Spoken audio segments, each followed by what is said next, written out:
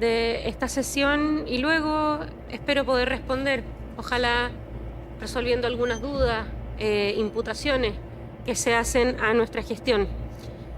Nuestra cartera realiza un trabajo permanente en el diseño, en la coordinación, en la evaluación y en la implementación de políticas públicas, y cuando las leyes impiden que esas políticas públicas sean lo transformadoras que queremos para la realidad de las mujeres, hemos recurrido a este Congreso. Y de hecho hemos contado, ante quienes acusan un fracaso de nuestra gestión, hemos contado en cada uno de nuestros proyectos de ley con el apoyo mayoritario, si no unánime en algunos casos, de esta sala.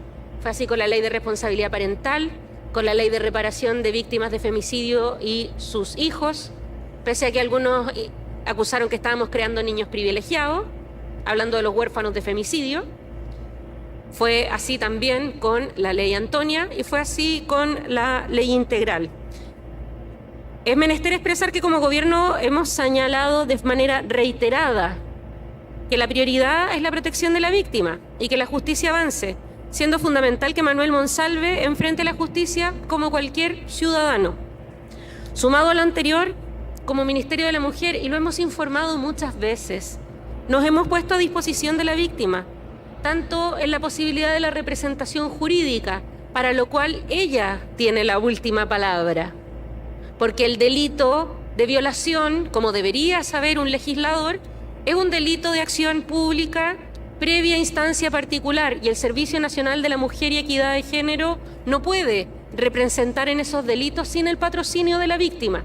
Y la víctima ha optado legítimamente, porque es una mujer mayor de 18 años, que puede y debe elegir por una representante particular. ¿Quiere decir eso que no tenga más oferta disponible? No, y así lo hemos hecho saber. El CERNAMEC, a través del Programa de Atención a Sobrevivientes y Víctimas de Violencia, ofrece un sistema integral de atención en el que se entrega acompañamiento. En ese sentido, es relevante destacar que en los delitos de violencia sexual existe un principio ordenador de las instituciones que se involucran en el proceso reparatorio de la víctima, como también para los medios de comunicación a partir de la Ley Antonia, que es el deber de no revictimización y de no victimización secundaria. Esto implica la obligación de coordinarse entre las entidades, y habiendo la víctima optado por poner la denuncia ante la Fiscalía Centro Norte, contando con el apoyo de la Unidad de Atención a Víctimas y Testigos, que también, gracias a la Ley Antonia, tiene un plazo de máximo un día para contactarla, para acompañarla en su proceso, el contacto se ha realizado directamente a través de dicha unidad, poniendo a disposición el programa de reparación, que consiste en una atención integral, preparatoria, psicológica, ocupacional y de lo que sea necesario en la evaluación que se haga del caso. Se ha reiterado esa posibilidad por los canales correspondientes. Los canales correspondientes son entre el servicio y la URAVIT, porque no estamos para exponerla más, ni que se considere, y no me cabe duda que algunos aquí así lo considerarían, por su intermedio, presidente, que estamos buscando presionarla para tener la representación, sino que respetamos su decisión. Gracias al proceso de modernización del Servicio Nacional de la Mujer y Equidad de Género que esta gestión ha liderado, hemos permitido que se aumente la representación jurídica de las mujeres. Tan solo este año la hemos quintuplicado, y eso es gracias a que hemos abierto centros de atención especializada para delitos graves como este en todas las regiones del país. Solo nos quedan pendientes 2 que serán abiertos prontamente. Antes de eso, solo 3 regiones contaban con centros de este tipo. Todo el norte grande, todo el sur de nuestro país no los tenían.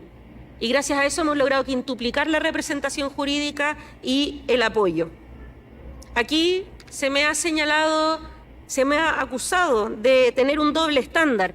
Lo puedo descartar y con hechos que varios de los parlamentarios aquí reconocen y conocen porque me han llevado esos casos. Lo puedo decir ante el hecho evidente de que el Ministerio por primera vez ha liderado querellas en contra de alcaldes acusados de acoso, abuso y violación. Y la mayoría de esos alcaldes, por su intermedio, presidente, a los diputados que no lo saben, la mayoría de esos alcaldes a los que hemos querellado son cercanos al oficialismo. Y no hemos dudado no hemos dudado en querellarnos y en representar a las víctimas, y que cuando las víctimas han decidido tener representación particular, la hemos atendido en el proceso de reparación. Lo sabe también la diputada Ana Bellán, porque cuando algunos intentaron tomar ventajas políticas a propósito de una situación que afectaba a una mujer de su familia, yo claramente le reiteré que para las mayores de 18 años respetamos sus tiempos y sus decisiones, y su denuncia era solo suya, y por lo tanto no, y jamás lo haríamos, íbamos a ocupar aquello como un argumento político, porque precisamente gracias a la ley Antonia le dimos tiempo a las denunciantes, les dimos 10 años, duplicamos los años que tienen para poder denunciar los delitos sexuales, porque las víctimas denuncian cuando pueden, no como cuando a algunos se les ocurre. Lo puedo descartar también porque cada vez que una parlamentaria de la oposición o del oficialismo me ha llevado un caso, y hay varias que lo saben, han encontrado la acogida y la derivación correspondiente, sea un caso de vulneración de derechos, como lo sabe la diputada Romero en O'Higgins, que me valió además una demanda, ¿cierto?, por intervenir para respetar el fuero laboral de una funcionaria, por intermedio del presidente.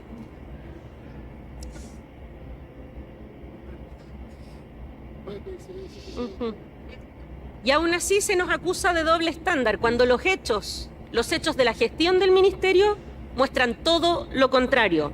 Sí podríamos hablar del estándar de quienes, teniendo a un compañero de trabajo imputado por abuso sexual infantil reiterado, no han dicho una palabra. Esa víctima, pese a que es un voto que es considerado clave, en un Congreso fragmentado, ha sido acompañada ¿por quién? Por nuestra Seremi de la Mujer de Maule, porque no podemos tener representación jurídica. No se dijo nada tampoco en esta sala que me acusa de tener doble estándar cuando un diputado, vulnerando el secreto de sumario, se defendió de una acusación de acoso sexual, vulnerando también y entregando la identidad de la denunciante. ¿Dónde estuvo ahí la protección? Enrique Lee. Por su intermedio, presidente. No se dijo nada en ese entonces, pero se nos acusa a nosotras, que hemos demostrado con querellas y acompañamiento de doble estándar. Pero ningún cálculo político, ni la necesidad de votos en un Congreso fragmentado ante un parlamentario acusado, ni la existencia de ediles electos que abusan de su poder, han impedido que presentemos las acciones correspondientes y que acompañemos a las víctimas, incluso tratándose de nuestro propio sector. Porque sí, la violencia sexual existe en todos los sectores. En nuestro país, en cálculo, en promedio, se perpetran delitos sexuales aproximadamente cada 28 minutos. Más del 70% de los juicios no terminan en nada. Y es por eso, para precisamente poder apoyar a las víctimas, es que nuestro gobierno incluyó la agresión sexual aguda como una garantía explícita de salud en todo el sistema de salud, para que tengan la atención necesaria desde el primer momento. Es por eso que vamos a volver a Isla de Pascua, que fue abandonada en anteriores gestiones del CERNAMEC. Y es por eso que en la canasta de prestaciones, además de lo que ya existía, que era la acogida y los primeros auxilios psicológicos, la atención clínica integral, la toma de muestras de importancia clínica para apoyar al servicio médico legal que se ve sobrepasado, y también hemos agregado una canasta de primeros auxilios psicológicos con una posterior derivación al organismo competente. Si son mujeres mayores de edad, nuestro servicio. Por cierto, por último, en la ley Antonia se consagró explícitamente que las instituciones deben adoptar medidas para prevenir la victimización secundaria. Eso es lo que hemos hecho desde que conocimos esta denuncia. Desde que este ministerio, el Ministerio de la Mujer, tuvo conocimiento de la denuncia, inmediatamente, dentro de las primeras horas, contactó a la Unidad de Atención a Víctimas de la Fiscalía Centro Norte para poner a disposición la representación jurídica y los programas reparatorios que sean necesarios. No tenemos nada que esconder al respecto. Y eso es constatable mediante muchos medios de verificación. Nos hemos esforzado en cambiar precisamente con iniciativas que han sido criticadas aquí para fortalecer la capacitación de los funcionarios públicos para que conozcan su primera respuesta. Pasamos de 4.500 funcionarios públicos capacitados anualmente a más de 33.000 el año pasado. Y vamos a llegar a 100.000 este año, precisamente porque se debe tener la garantía de una adecuada respuesta ante una primera denuncia.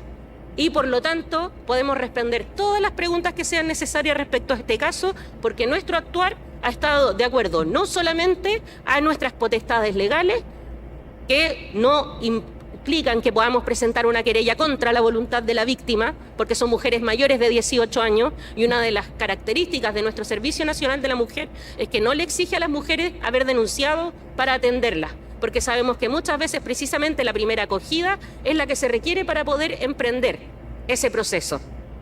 Y podemos detallar todas esas gestiones de los medios que sean necesarios para esta honorable sala, presidente. Pero sin embargo, hay una última cosa a la que me quiero referir. No van a ser quienes han estado históricamente en contra de los derechos de las mujeres quienes nos van a decir cuándo se acaba nuestro impulso feminista. Gracias, ministra. Ofrezco la palabra por reglamento al diputado señor José Carlos Mesa. Diputado, por favor, no grite. Voy a darle la palabra si usted quiere hacer uso del reglamento. Diputado Mesa, tiene la palabra. Diputado Mesa. Estaba esperando que se encendiera el micrófono, presidenta. Muchas gracias. El artículo 90, número 2, pero también el artículo 90, número 6, las últimas palabras de la ministra creo que son una falta de respeto debido a la Cámara y a los diputados acá presentes. Pero sobre todo lo que dice en relación con el 90, número 2, presidenta, porque más del 90% de la intervención de la ministra, de los casi 10 minutos que habló, 9 de los minutos no habló del tema del cual estamos citados. Aquí hay muchas preguntas que muchos parlamentarios legítimamente hicieron, preguntas que no han sido respondidas. ¿Por qué, por ejemplo, se le avisa al ex subsecretario Monsalve que se le va a allanar la habitación del hotel? ¿Por qué se le avisa que se le va a quitar el celular? Todas esas preguntas no están siendo respondidas. El problema, presidenta, es que si no se cumple con el reglamento y no se responden esas preguntas, estoy explicando, presidenta, por favor. Si no se cumple el reglamento y no se responden esas preguntas, tendremos que hacer uso de las facultades constitucionales. Por favor, que no estoy escuchando al diputado, por favor. Responsabilidad de quienes, teniendo todas las herramientas para haber impedido la impunidad durante varios días del subsecretario Monsalve, no lo hicieron. Está volviendo a la discusión. A ver, le voy a pedir al secretario que pueda dar cuenta de cómo se procede respecto de los puntos de reglamento a los que usted ha hecho presente cuando se trata de ministros de Estado. Honorable Cámara, como ustedes saben, el reglamento establece que los ministros de Estado quedan sometidos a las disposiciones de esta Cámara. Si el honorable diputado, señor Mesa, tiene razón en sus dichos, que lo vamos a revisar. Lo que hemos hecho en oportunidades anteriores es comunicar estas circunstancias al señor Presidente de la República por intermedio del Ministerio de Secretaría General de la Presidencia. Gracias, prosecretario. Diputado Guzmán, punto de reglamento. Presidenta, creo que es importante que se explique bien el punto de reglamento recién realizado. El artículo 90, número 6, dice que se le debe llamar al orden al ministro de Estado que le falte el respeto debido a la Cámara. En la parte final de la intervención de la ministra, por su intermedio, ella hace una imputación. Dice que no le van a aceptar a aquellos que han estado en oposición a los derechos de la mujer que vengan a hacerle críticas. Eso es una irresponsabilidad y una falta de respeto respecto de un sector del Congreso que está absolutamente en coherencia en defender los derechos de la mujer. Quizás no lo que ella quiere, quizás lo que nosotros queremos representar. Y presidenta, para finalizar, acá la ministra es la que ha estado en constante contradicción respecto a la forma en que se defienden los derechos de la mujer. El caso Valdivia, presidenta, y también el caso Isabel Amor, donde quedó en bastante duda su forma y su coherencia. Gracias, presidenta. Eso no es de reglamento. A ver, diputado, el secretario ha dado cuenta claramente de cuál es el procedimiento cuando se trata de ministros de Estado, a diferencia de las sanciones que nosotros podemos aplicar a los diputados cuando faltan al reglamento. En el caso de los ministros de Estado, lo que podemos hacer solamente es comunicar al gobierno a través de su máxima autoridad de alguna falta que se considere de algún ministro de Estado en el contexto de la sala. Nosotros vamos a revisar y tomar en consideración las observaciones que aquí se han hecho en el marco de esta discusión y hemos tomado nota de la solicitud de reglamento. Continuamos entonces, se inscribió en último lugar, antes de darle la palabra a la ministra Toá, el diputado Gustavo Benavente, hasta por 50 segundos. Gracias, presidenta. Solamente responderle a la ministra en 2 puntos. Ella señaló que a la víctima se le había contactado de manera muy pronta. Bueno, una versión distinta nos dieron los 2 abogados de la víctima. El primer abogado y la abogada que asumió su representación con posterioridad, que señaló que nunca los habían contactado. Aquí alguien dice la verdad y aquí alguien miente. El mismo presidente ya lo señaló, que dijo, le creo a ella. Y en segundo lugar, como antes se mencionaba, vimos en este caso a una ministra de la Mujer dubitativa, que se escondió, que salió bastante tiempo después. En otro caso de violación, fue a todos los matinales. Le faltó en los comerciales seguir hablando de este caso. Gracias, presidente.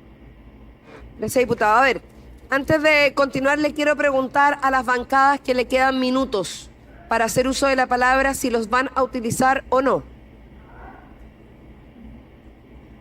Perfecto, entonces ahora sí tiene la palabra la ministra Carolina Toá.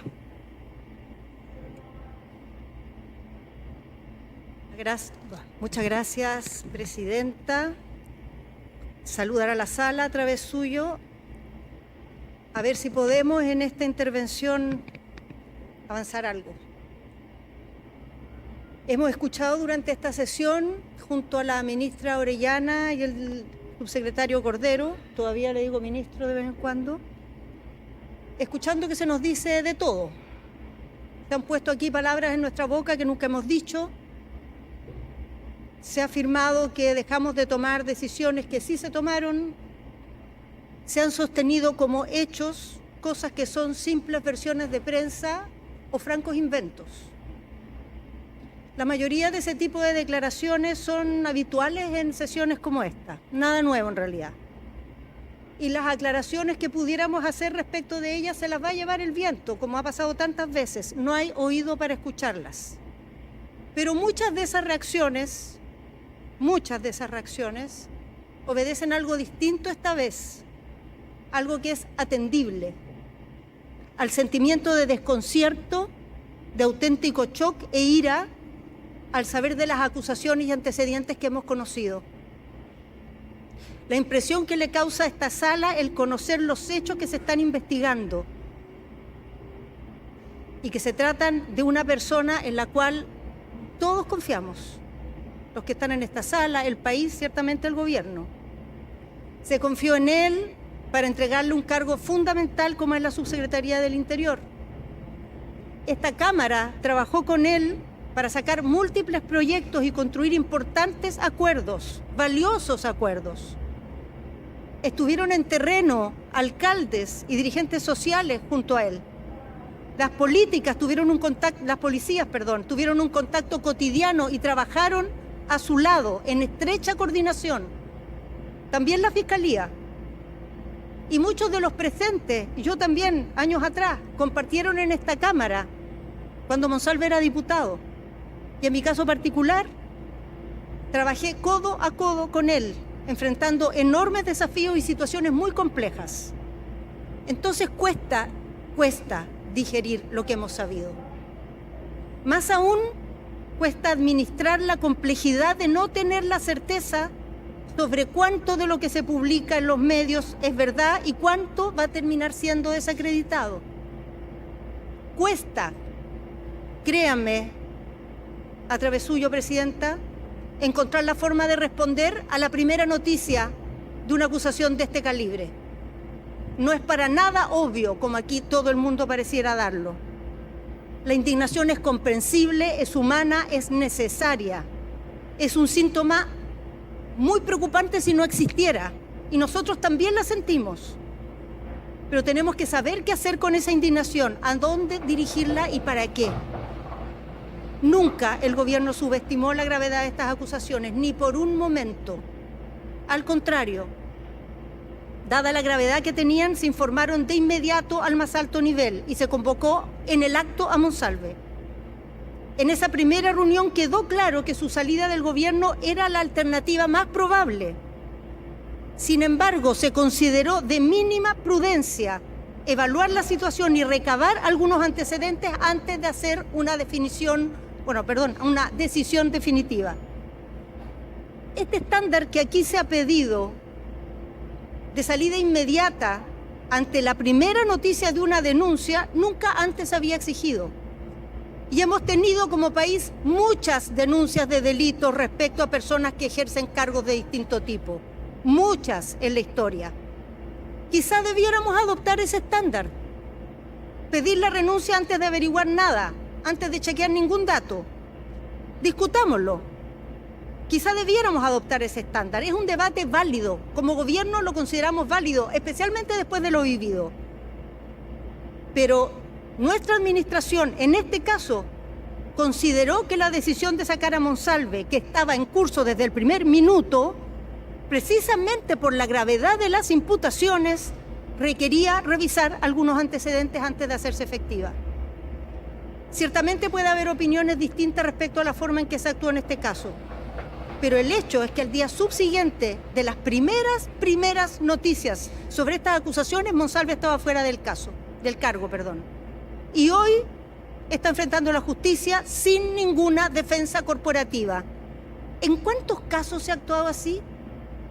¿En cuántos casos se ha garantizado eso? Y la víctima que lo había denunciado, al contrario de lo que se ha dicho aquí, se ha repetido tantas veces, ha sido resguardada por el Ejecutivo en todo momento de acuerdo a lo dispuesto a la ley. No en el estándar de la intridencia, de la empatía que se imposta y se vuelve espectáculo, sino en el estándar de lo que indican las prácticas recomendadas en estos casos, como ha detallado aquí la ministra Orellana. Elevar la polémica ayuda a llamar la atención, a levantar sospechas que pueden ser políticamente convenientes. Pero muchas veces esas sospechas terminan en nada, en frustración ciudadana, puro ruido, palabras altisonantes que no llevan a ningún lado. Como la afirmación que se ha repetido aquí tantas veces de que Monsalve se ausentó el día 23 sin que nadie le pidiera una explicación. ¿De dónde sacan eso? O la nota publicada hoy que titula "Toa advierte a Monsalve", comentada aquí por un diputado, pero cuando uno lee la nota, a lo que se refiere es algo muy distinto. La solicitud que planteó la PDI para que yo le señalara a Monsalve que se fuera al hotel porque se requería su presencia para unas diligencias de la Fiscalía. O lo señalado aquí con tanto ímpetu por un diputado que se atreve a tildarnos de cómplices. Hay que ser extremadamente osado, diciendo que no dije la verdad cuando señalé que solo el jueves había tenido la conversación con Monsalve que el presidente instruyó para el martes en la noche. Pero lamentablemente para el diputado, pese a su elocuencia e imputaciones, lo que dije es la pura verdad. Esa conversación solo se produjo el jueves. Lo que sucedió el martes es que me solicitaron llamarlo para comunicarle que se trasladara al hotel, cosa muy distinta. O las dudas sembradas, cargadas de sospecha, respecto a por qué el presidente había declarado y yo no. Bueno, no he declarado porque nadie me ha pedido declarar. Me he ofrecido hacerlo y la diligencia todavía no se ha coordinado. Ahora es la justicia la que debe hablar, porque en un caso de tanta gravedad se debe informar en forma rigurosa y oportuna, y el tiempo sí importa.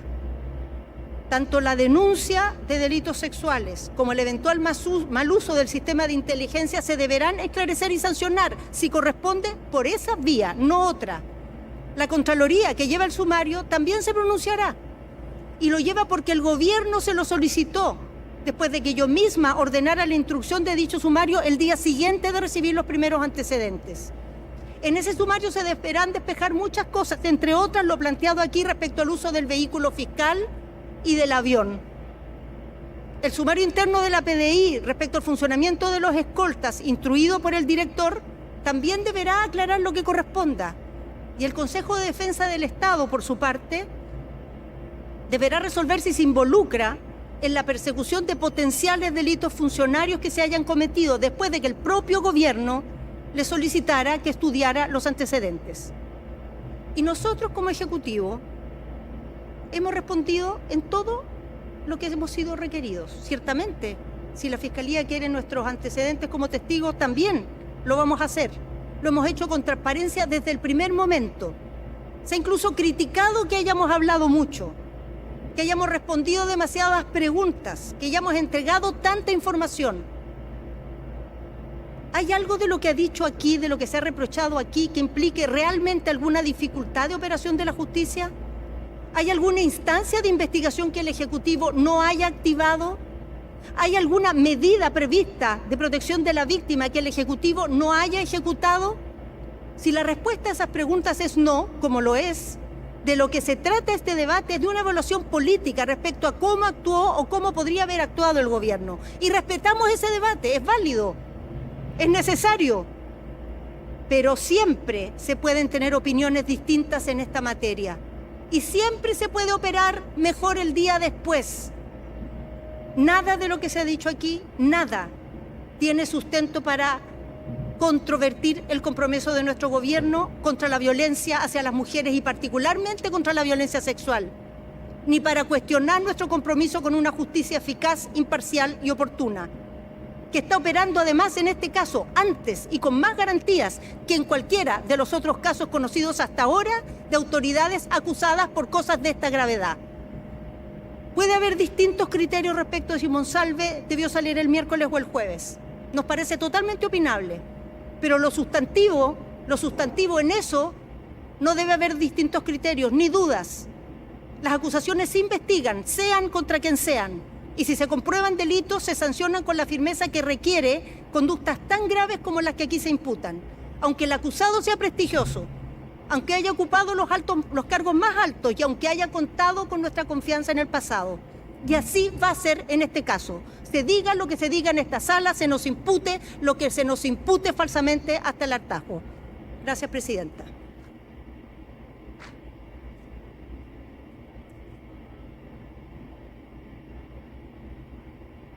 Ok. Muchas gracias, ministra. A continuación, diputada Osandón, punto de reglamento. Presidenta, muchas gracias. Sobre el artículo